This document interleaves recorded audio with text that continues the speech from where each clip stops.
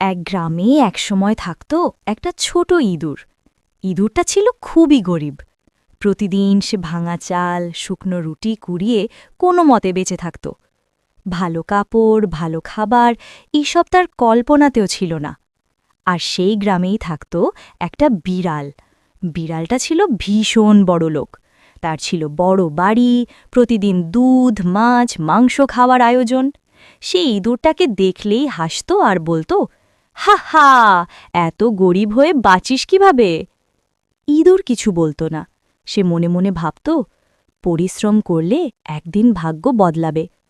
ইঁদুরটা খুব বুদ্ধিমান ছিল। সে জমা করত শস্য চাল গম অল্প অল্প করে, কখনো অপচয় করত না। অন্যদিকে বিড়াল ছিল অলস আর অহংকারী।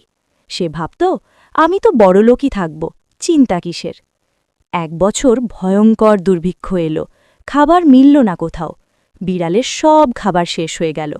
বড় বাড়ি থাকলেও খাবার কিছু রইল না। সে ধীরে ধীরে গরিব হয়ে গেল, দুর্বল আর অসহায় হয়ে পড়ল। আর তখন দেখা গেল ইঁদুরের গুদাম ভর্তি খাবার। সে আগেই সব জমিয়ে রেখেছিল। ইঁদুর এখন বড়লোক। একদিন ক্ষুধার্ত বিড়াল এসে ইঁদুরের কাছে সাহায্য চাইল। ইঁদুর হাসল না, অপমানও করল না, বরং বলল, সময় থাকলে যারা পরিশ্রম করে তারাই আসল বড় লোক। সে বিড়ালকে খাবার দিল।